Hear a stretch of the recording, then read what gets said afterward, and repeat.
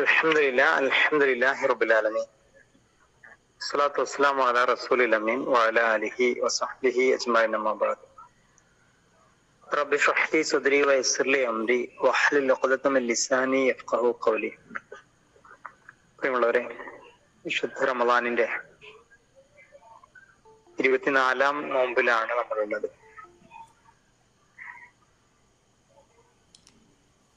അഞ്ചാറ് നോമ്പുകളാണ്. അതിലെ ശ്രേഷ്ഠമായ രാവും പകലുകളുമാണ് നമ്മളെ കാത്തിരിക്കുന്നത്. ഇവിടെ നോമ്പിനെ പറ്റി റസൂലുള്ളാഹി സ്വല്ലല്ലാഹു അലൈഹി വസല്ലം പറഞ്ഞ 2 കാര്യങ്ങൾ ശ്രദ്ധയിൽപ്പെടുത്താനാണ് സാന്ദർഭികമായിട്ട് ഉദ്ദേശിക്കുന്നത്. റഹിമ അൻഫുഹു, ഒരുവന് നാശമെന്ന് പ്രവാചകൻ പറഞ്ഞ് പഠിപ്പിച്ച ഒരു ഗൗരവപ്പെട്ട കാര്യമുണ്ട്. ഒരാൾക്ക് റമളാൻ കിട്ടിയിട്ടും അയാളുടെ പാപം പൊറുക്കപ്പെടാതെയാണ് കഴിഞ്ഞു പോകുന്നത് എങ്കിൽ അദ്ദേഹത്തിന് നാശമുണ്ടാകട്ടെ എന്ന് പ്രവാചകൻ പ്രാർത്ഥിച്ചതുപോലെയാണ് ആ വചനം. അഥവാ ഒരു മാസം റമളാൻ കിട്ടിയിട്ടും നമ്മുടെ പാപങ്ങളൊക്കെ അള്ളാഹുവിന്റെ മുമ്പിൽ തുറന്നു പറഞ്ഞ് അത് പൊരുത്തപ്പെടിക്കാൻ, നമ്മുടെ മനസ്സിന്റെ എല്ലാ പാപങ്ങളും ശുദ്ധിയാക്കാൻ കഴിയാതെ പോയാൽ അത് വലിയ അബദ്ധമാണ് എന്ന് ഈ ഒരു സന്ദർഭത്തിൽ നമ്മൾ ഓർക്കണം. നോമ്പെടുത്തു, പക്ഷെ നോമ്പിന്റെ ഒരു ഫലവും നേടാൻ കഴിയാതെ പോയാൽ അതൊരു വലിയ അപകടമാണ്. സയ്യിദ് അബുലാല മധു സാഹിബ് അദ്ദേഹത്തിന്റെ ഖുതുബാത്തിൽ നോമ്പിനെ കുറിച്ച് 2 അധ്യായങ്ങൾ പറയുന്നുണ്ട്. അതില് നോമ്പെടുത്തിട്ടും എന്തേ ഫലമില്ലാത്തത് എന്നൊരു ചർച്ച വരുന്നുണ്ട്. അതില് അദ്ദേഹം വിശദീകരിക്കുന്ന മനോഹരമായ ചില ഉദാഹരണം ഇങ്ങനെയാണ്. ഒരാള് ഭക്ഷണം കഴിക്കുക എന്നതാണ് അദ്ദേഹം മനസ്സിലാക്കുന്നത്. 2 ഉദാഹരണങ്ങളാണ് അവിടെ പറയുന്നത്. ഒരാള് ഭക്ഷണം എന്നത് അത് വായിലേക്ക് വെക്കുക, ചവച്ചരക്കുക, സാവധാനത്തിനുള്ളിലേക്ക് അതിനെ പ്രവേശിപ്പിക്കുക, ഇതൊക്കെ അതിന്റെ ഒരു മര്യാദയാണ്. ഒരാള് ഈ ഭക്ഷണത്തിന് പകരം വേറെ എന്തോ ഒരു വസ്തു അത് കഷ്ണങ്ങളാക്കിയിട്ട് വായിൽ വെച്ചു, അത് ചവച്ചരച്ചു എന്നതുകൊണ്ട് ഭക്ഷണത്തിന്റെ പ്രയോജനം ലഭിച്ചു കൊള്ളണമെന്നില്ല.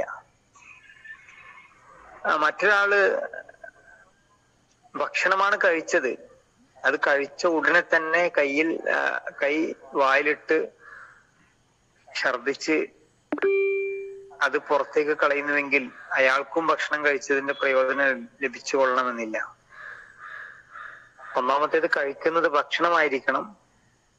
രണ്ടാമത്തേത് കഴിച്ചത് ഭക്ഷണമാണെങ്കിലും ആ ഭക്ഷണത്തിന്റെ പ്രവർത്തനം നടക്കാൻ, അതിന്റെ ഊർജം ലഭിക്കാൻ അതിന് ആവശ്യമായ സമയം ലഭിക്കണം.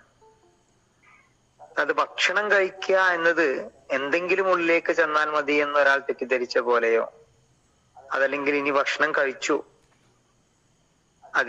അതിന് കൂടുതൽ ബുദ്ധിമുട്ടിക്കേണ്ടതില്ല എന്ന് വിചാരിച്ച് വായിൽ വിരലിട്ട് ഛർദിച്ച് കളഞ്ഞാലോ ഈ ഭക്ഷണം കഴിച്ചതിന്റെ പ്രയോജനം ലഭിക്കും എന്നൊരിക്കലും പ്രതീക്ഷിക്കാൻ വയ്യ. പകൽ സമയം പട്ടിണി കിടന്നു എന്നതുകൊണ്ട് നോമ്പിന്റെ ഫലം കിട്ടിക്കൊള്ളണം എന്നില്ല. നോമ്പ് അള്ളാഹുവിനുള്ളൊരു ഇബാദത്താണ്.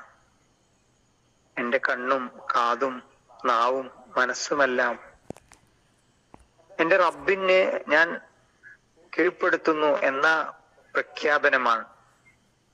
നിങ്ങൾ നോമ്പെടുത്തോ നിങ്ങൾ മുത്തക്കയാവും എന്നല്ല, നിങ്ങൾ മുത്തക്കയായേക്കാം. അതുകൊണ്ട് പ്രിയമുള്ളവരെ, റമളാനിനെ അതിന്റെ ഏറ്റവും ഫലപ്രദമായ രൂപത്തിൽ പ്രയോജനപ്പെടുത്താൻ നമുക്ക് സാധിക്കണം. രണ്ടാമത്തെ ഒരു കാര്യം, നിങ്ങൾ അള്ളാഹിനോട് പ്രാർത്ഥിക്കുക.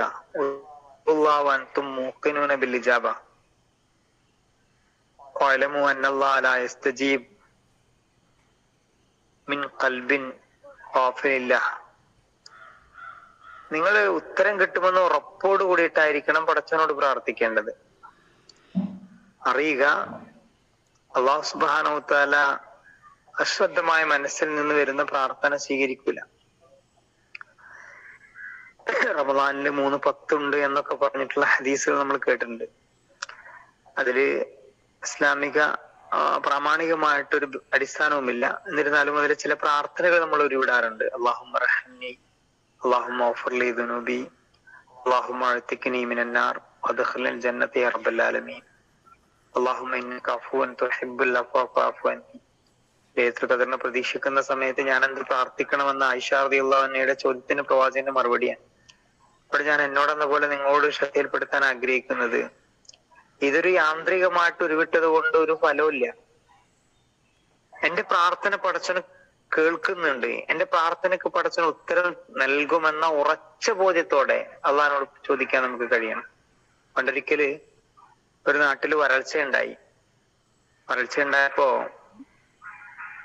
ആളുകളൊക്കെ മൈതാന മധ്യത്ത് ഒരുമിച്ച് കൂടി. അങ്ങനെ പ്രാർത്ഥിക്കാൻ തുടങ്ങി. അതിലൊരു കുട്ടി മാത്രം കുടയുമായി വന്ന കഥ പലപ്പോഴായി നമ്മൾ കേട്ടിട്ടുണ്ട്. പലരും ഈ കുട്ടിയെ നോക്കി പുഞ്ചിരിച്ചു, ചിലര് പരിഹസിച്ചു, ചില ആളുകൾ മന്ദഹസിച്ചു. എല്ലാവരുടെയും മനസ്സിന്റെ ഉള്ളിലെ ഒരു വർത്തമാനം ഇതായിരുന്നു, എന്തിനാ ഈ കുട്ടി കൊട കൊണ്ടുവന്നത്? അവരാത്മാർത്ഥമായിട്ട് പ്രാർത്ഥിച്ചപ്പോ കുറെ സമയങ്ങൾക്ക് ശേഷം ആ പ്രാർത്ഥന അവസാനിക്കുന്ന നിമിഷം ആകാശലോകത്തുനിന്ന് മഴ വർഷിച്ചു എന്നാണ്. എല്ലാവരും നനഞ്ഞ സന്ദർഭത്തിൽ ആ കുട്ടി മാത്രം കുടയും ചൂടി നിന്നു എന്നതാണല്ലോ ഇസ്ലാമിന്റെ ചരിത്രം. എന്റെ റബ്ബിനോട് ഞാൻ പ്രാർത്ഥിച്ചാൽ ആ പ്രാർത്ഥന അള്ളാഹ് സ്വീകരിക്കും. നമ്മൾ ഫലസ്തീൻ മക്കൾക്ക് വേണ്ടി പ്രാർത്ഥിക്കാറുണ്ട്. ആ പ്രാർത്ഥിക്കുമ്പോൾ നമ്മുടെ മനസ്സിലൊരു 50-50 ഞാൻ പ്രാർത്ഥിച്ചാല് പടച്ചവൻ ഇപ്പൊ എങ്ങനെ ഈ ഫലസ്തീൻ മക്കളെ, അവിടെ സൈനിക ഭരണം വരാൻ പോവുക, ട്രംപും നെതന്യാഹുവും വിജയിക്കാൻ പോവുക, എന്നാലും കിടക്കട്ടെ ഒരു പ്രാർത്ഥന എന്ന അർത്ഥത്തിലല്ല. ഞാൻ പ്രാർത്ഥിച്ചാൽ എന്റെ റബ്ബ് എന്റെ പ്രാർത്ഥന കേൾക്കും, ഫലസ്തീൻ മക്കളെ സഹായിക്കും. നമ്മൾ ഇബ്രാഹിം നബിയുടെയും യാക്കൂബ് നബിയുടെയും സക്കരിയ നബിയുടെ ഒക്കെ പ്രാർത്ഥന നമ്മൾ പഠിച്ചിട്ടുണ്ടല്ലോ ഖുർആനിൽ. ഏത് സമയത്താ ഇബ്രാഹിം നബി ഒരു മകന് വേണ്ടിയിട്ട് പ്രാർത്ഥിക്കുന്നത്? അദ്ദേഹം വൃദ്ധനാണ്, ഭാര്യ വന്യയാണ്. പടച്ചവനോട് പ്രാർത്ഥിക്കുക, അള്ളഹാനോട് എന്റെ റബ്ബിനോട് ഞാൻ പ്രാർത്ഥിച്ചാൽ എനിക്ക് ഉത്തരം കിട്ടും എന്ന പ്രതീക്ഷ, എന്ന ഉറപ്പ് പ്രിയമുള്ളവരെ നമുക്ക് ഉണ്ടാവണം. ചെയ്തു പോയ പാപങ്ങൾ എത്ര വലുതാണെങ്കിലും അതെല്ലാം അള്ളാന്റെ മുമ്പിൽ തുറന്നു പറഞ്ഞ് നമ്മുടെ മനസ്സിനെ കഴുകി വൃത്തിയാക്കാൻ നമുക്ക് സാധിക്കണം. നോമ്പ് കഴിഞ്ഞിട്ടൊന്നുമില്ല. ഇനിയുള്ള 6 ദിവസങ്ങൾ അതിന്റെ പകലും രാവും ഒക്കെ വളരെ പ്രധാനപ്പെട്ടതാണ്. 23 നോമ്പേ കഴിഞ്ഞിട്ടുള്ളൂ. ഇനി നമുക്ക് 6 7 നോമ്പുകളുണ്ട്. അതിൽ ഓരോ സെക്കൻഡുകളും വിലപ്പെട്ടതാണ്. അതുകൊണ്ട് ഈ ഒരു അർത്ഥത്തിൽ റമദാനിന്റെ ഇനിയുള്ള ദിവസങ്ങളെ പരമാവധി പ്രയോജനപ്പെടുത്താൻ നമ്മൾ ഓരോരുത്തരും ആത്മാർത്ഥമായി പരിശ്രമിക്കണം. റമദാൻ കഴിയുമ്പോൾ എന്റെ പാപങ്ങളൊക്കെ കഴുകി വൃത്തിയാക്കി എന്ന സംതൃപ്തമായ മനസ്സോട് കൂടിയിട്ട് അള്ളാഹുവിന്റെ മുമ്പിൽ നിൽക്കാൻ നമുക്ക് കഴിയണം.